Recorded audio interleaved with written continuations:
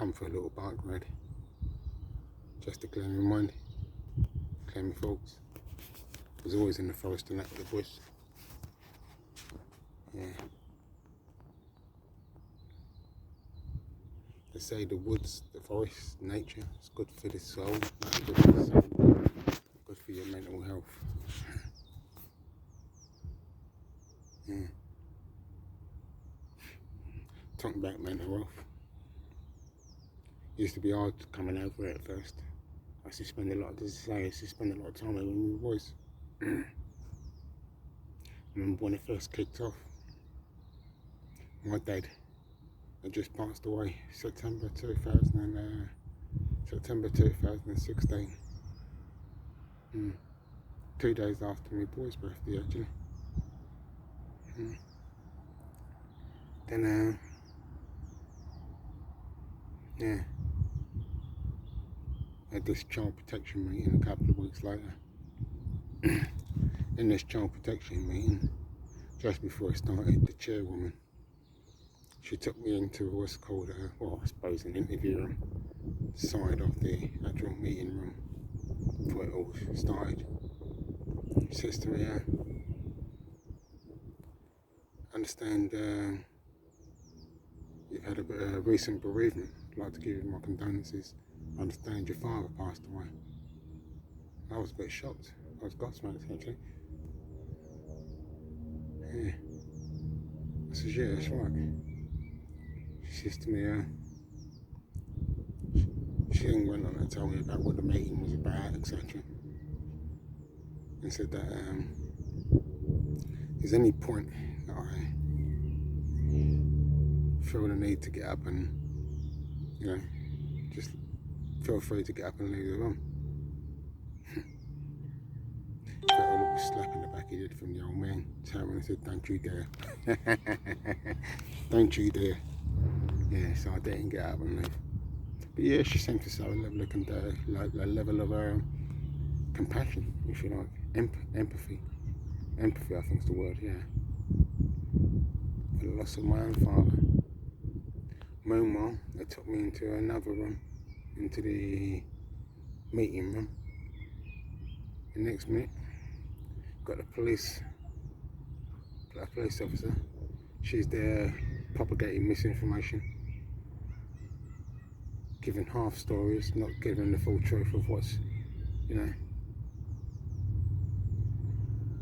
obviously designed to assassinate my character, which has been proven via CAFCAS, i.e. letter. I've got no criminal record, but they're trying to say I'm known for violence. Of course I am, because it suits you. CAFCAS says I'm not known for violence, so yeah. When I rebuted the first whatever you want to call it, the first attempt to assassinate my character, first attempt to propagate misinformation, I rebuted that. Then they come with a second one. But the chairwoman, she wouldn't let me talk, kept telling me to shut up, put your hand down, telling me this is just standard procedure when there's children involved. I said, yeah, but it ain't true. What the police officer just said ain't true. She said to me, Mr. Clark, put your hands down. Shouting at me, shouting at me. My dad's only just died a couple of weeks back, mind you. So my dad's just passed away a couple of weeks back. And they're in the process of alienating me from my own father, from my own children. And I didn't know it at the time. I knew that what they was doing weren't right, but I didn't know that was their agenda. So, propagate misinformation, commit denial faults, in order to remove the father from the equation.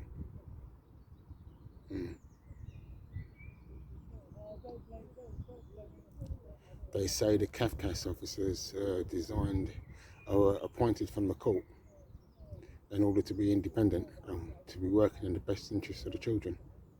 But yet, in my case, the CAFCAS officer, first time I met her was at a hearing in 2017, September.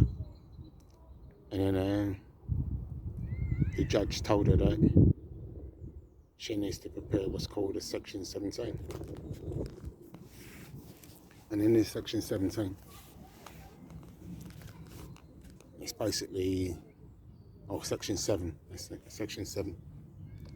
It's basically to ascertain what contact you have, so to speak, with your kids, and if there should be any at all. Well, what she did, she phoned me, and she refused to acknowledge who she was. In other words, she phoned me with a withheld number. I'm trying to say, like, who's this? She's saying it's a private call. So I said, yeah, but you're calling my number. She wouldn't tell me who it was. I said to her, listen, if you don't tell me, I'm going to put the phone down. She kept calling me name, so she knew who I was, but she wouldn't tell me who she was. But I made sure I clocked the voice. Anyway, she wouldn't tell me who I was what, so I just put the phone down. But I was aware of what was going on. I knew it was her. I suspected it was her, let's put it like that. I can't say I suspected it was her. A couple of weeks later, coming up towards Christmas now, 2017. So a couple of weeks later, and I'm thinking to myself, this next hearing's in January. This woman's supposed to call you, isn't she? So I started phoning, and it was through what I'd been going through. I'd spoken to several people, and somebody said to me, don't phone a social worker too often, because they'll deem that as harassment, and they'll say that's how you would have been with your ex-wife. So I thought, alright, fair enough. Don't want to be giving them any ammunition. They're making it up as they go along anyway, so they want to be adding to it. So with that, I would phone them in the morning, phone her office. This is a Cathcart officer. I'd phone her. I never had a mobile number. I had to go out of my way to get the number, the office number, because she never gave it to me. So I'd phone the office number, phone her number, her office number. Then I'd phone the floor office number, so that'll be her section number if you like, yeah. And then I'd phone, the department, there's 3 numbers, and I'd phone them all, leave a message. Then I'd phone them back in the afternoon, do the same thing, leave it a few days, do the same thing again. I was recording all the calls, hence one of the videos that I've put on, when you can hear her. Because what happened now, I'm thinking to myself, well, what's going on? They're obviously trying to, pretend like they couldn't get hold of me. So I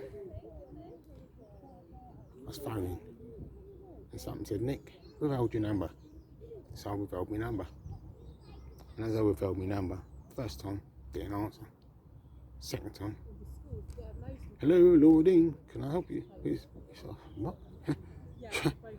I said, yes, Mr. Clark's, and called me boys' names. I said, and she says, oh, hello, Mr. Clark, how are you? So I said, yeah, I'm fine, thank you. She says, I've been trying to call you. I says, really? I said, my number ain't changed. She said, oh, never mind, I'm talking now. And I thought, yeah, of course we are. I'm going to argue. Don't bother arguing, give them anything. It's a lie, but anyway, I recorded it. I was recording it. As the conversation went along, she then turns around and she says something to me along the lines of, what does contact look like should you ever see your kids? Should you ever see your kids again? Yeah. Should I ever see my kids again? She weren't kidding. She weren't kidding. 5 years on. 5 years later. 5 years later, next month. May, next month. We're in 2022 now. So she weren't kidding. With that, there's a couple of other bits and pieces, but basically, she's, trying to set me up like I said, she didn't know I was recording her. Hence one of my other videos, and I was showing about the mental health for men when dealing with a family division.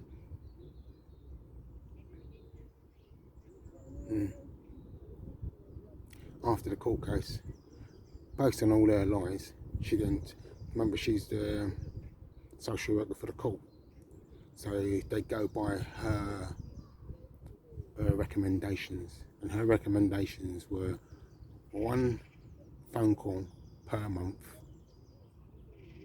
yeah, for 6 months or something like that. 1 phone call, monitored phone call for 6 months. Never done anything to my boys, you know. Never. You know what I mean? Anybody that knows me, go to the page, yeah, right, on FatherlessBritain.uk.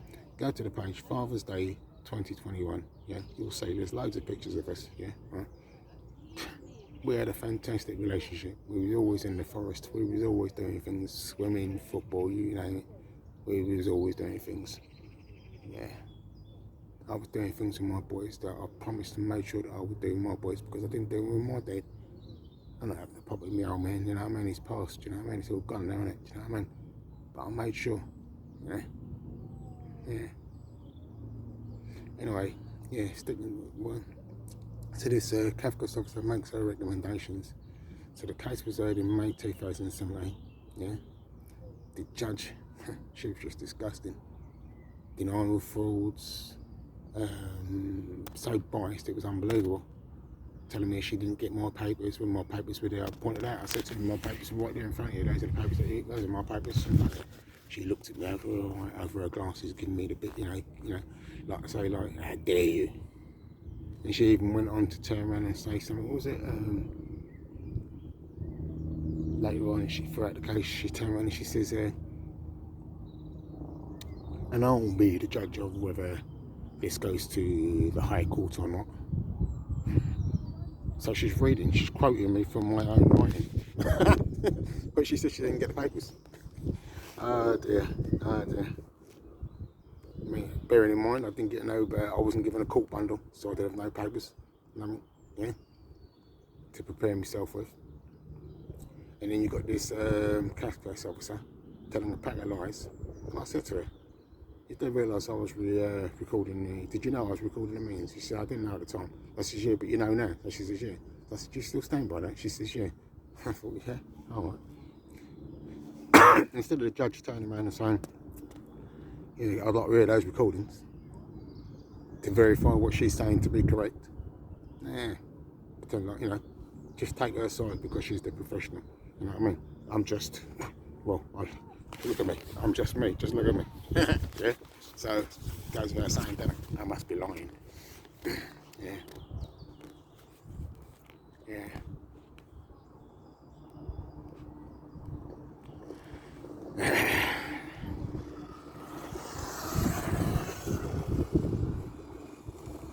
Next minute, that's our recommendations.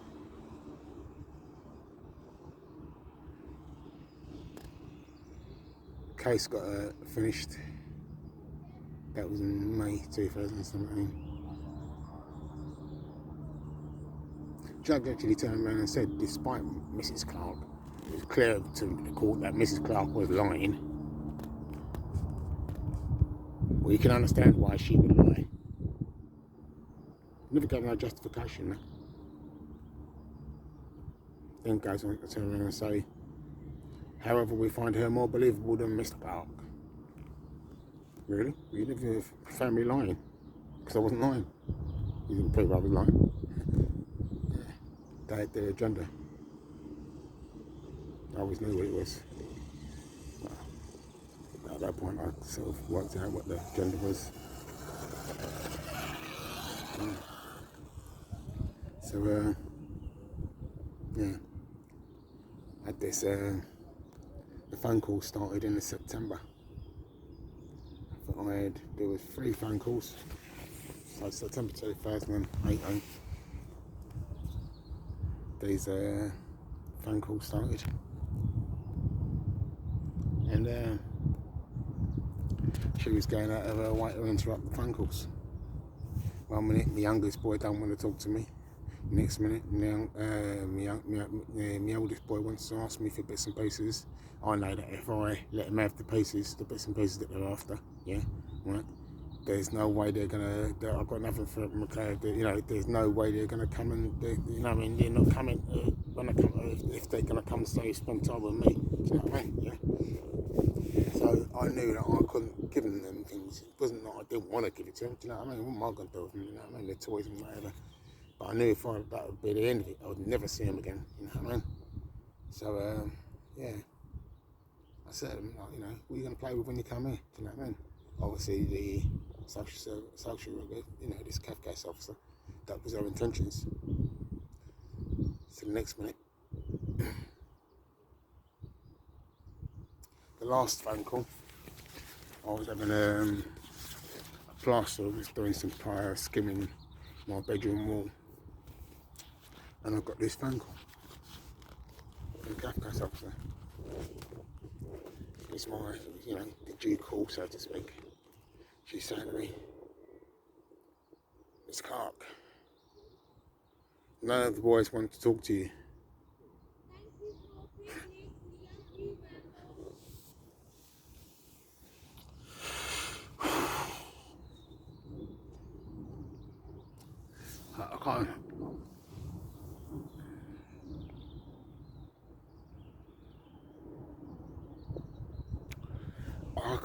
I can't begin to tell you how I felt.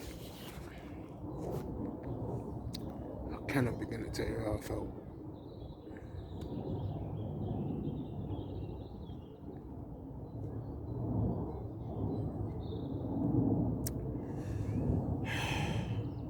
I was recording it.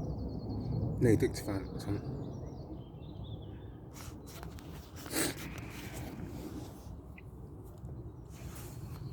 Anyway, yeah, this plaster he's going to me. I heard that. I'll be a witness, he's going. Nice fellow, that sounds. It was alright, got on well.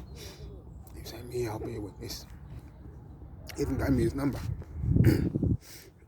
Yeah. Give me a lift down the road. I go and get some bits and pieces. Can't even remember what. But he dropped me down the road. I got out just before I got to the iron road. Across the road, I was in the daze. Don't know what I was thinking. I remember. I was just walking. I was just in the daze. There was a bus coming towards me from the other side of the lights. And I wasn't thinking, and I mean, you don't, you just, and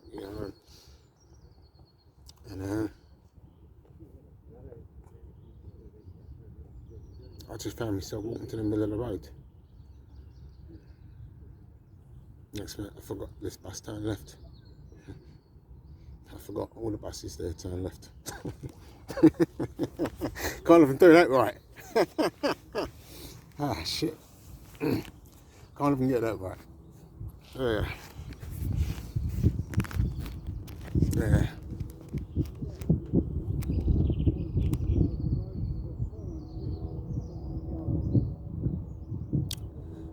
Yeah, I was walking.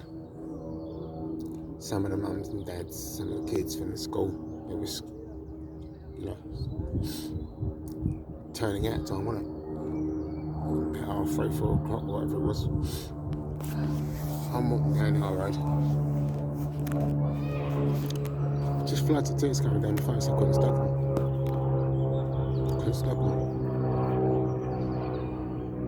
No screaming, just tears. Couldn't stop the tears.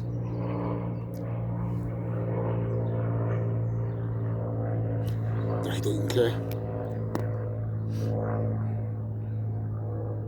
They didn't care.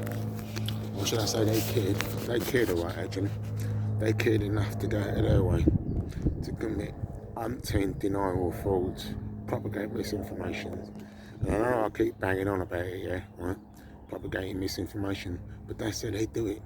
That's how these people have been doing it. And I say they, yeah, I'm talking about the establishment, the people that work. When I say the establishment, these people that represent the establishment, yeah, right, they're not acting in what we would, what the ordinary everyday man would expect to would consider to be in a professional manner. They're not acting with integrity. They're not acting as human beings. Yeah. When I say they, so, individual professionals like the police officers that propagate misinformation, in order to assassinate your character. The head teacher who turns around and says, "Oh, I would have Mr. Clark banned himself from the school. We was going to ban him, but he banned himself from the school, from picking the boys up from the school." Why would I ban myself from coming picking up boys from school? How would I ban? Why would you use such a word? I banned myself from going to the school. Reality of it is, I could see what they were doing, and she was just dodgy. You know what I mean? I sent an email, and I'd put it right on her for the way she'd been conducting herself. Yeah, right? So this Miss Lizzie Lampard, right? She was somebody that I had become acquainted with, like on a, should we say, on a personal level, yeah, to the point whereby I used to go to the school. The staff, the office, they would print stuff off for me when we run out of ink and all that sort of thing. Yeah, arrange days out and all that sort of thing.